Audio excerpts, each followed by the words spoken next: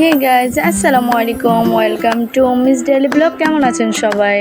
আলহামদুলিল্লাহ, আমিও ভালো আছি। আশা করি আপনারাও ভালো আছেন।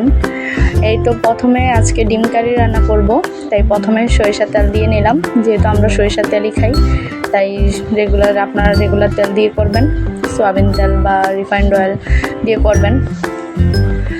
এই তো প্রথমে তেল দিলাম, তেলটা গরম হওয়া পর্যন্ত অপেক্ষা করতেছি। তারপর একে একে দিব পরিমাণ মতো লবণ, তারপর দিলাম পরিমাণ মতো হলুদ গুঁড়ো,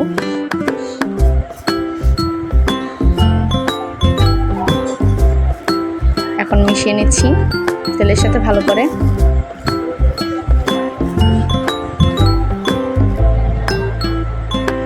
ভালো করে মিশিয়ে নেওয়ার পর এখন ছেড়ে দিব একে একে ডিমগুলো।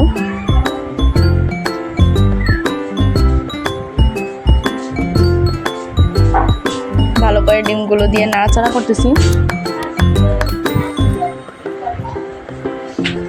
নাড়াচাড়া করে নিচ্ছি। ডিমগুলো ভাজতে হবে ভালো করে, লাল করে ব্রাউন কালার হওয়া পর্যন্ত। এই তো এখন পেঁয়াজ কুচিগুলো অ্যাড করে নিলাম, ডিমগুলো তুলে নিয়েছি। পেঁয়াজগুলো ভালোভাবে ভাজতে হবে যাতে পেঁয়াজের কাঁচা গন্ধটা না থাকে।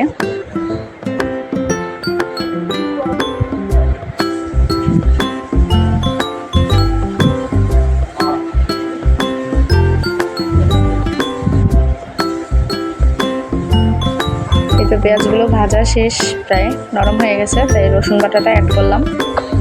ভালো করে রসুন বাটাটা দিয়ে নাড়াচাড়া করে নিচ্ছি, মিশিয়ে নিচ্ছি ভালোভাবে। তারপর একটু পানি অ্যাড করলাম যেন মশলাটা কষতে সাহায্য করে।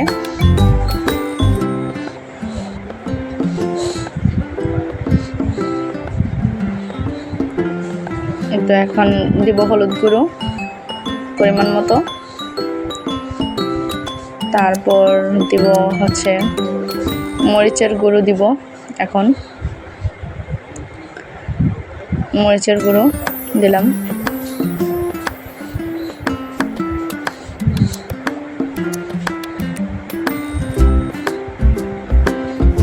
তারপর এখানে দিলাম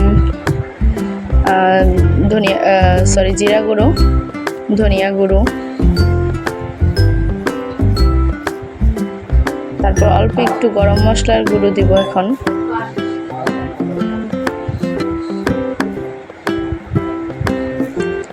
এই যে দিলাম অল্প একটু গরম মশলার গুঁড়ো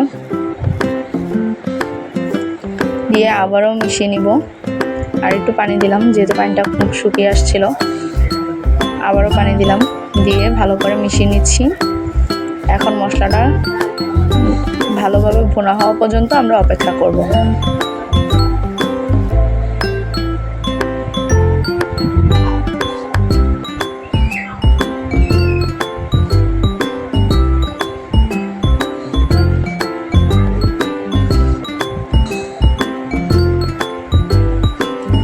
এখন ঢাকনা দিয়ে ঢেকে দিব।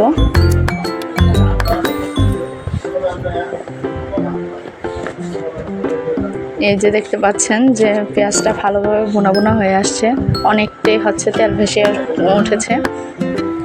এতে এখন অ্যাড করলাম ডিম দিয়েছি, ডিম দিয়ে ঝোল দিয়েছি, ঝোল দিয়ে ফেলেছি। ঝোলটা ফুটে ওঠার পর ডিমগুলো দিয়ে দিয়েছি।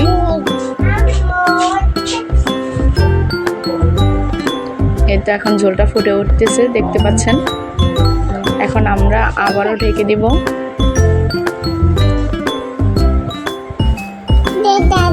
তো আমাদের রান্না হয়ে গেল ডিম কারি। খুবই মজা হয়েছিল ওই দিন, দেখতে পাচ্ছেন তেলগুলো কি সুন্দর ভেসে উঠছে। এই যে এখন ঢেকে দিব। আসসালামু আলাইকুম, আল্লাহ হাফেজ। দেখা হবে নেক্সট কোনো ভিডিওতে।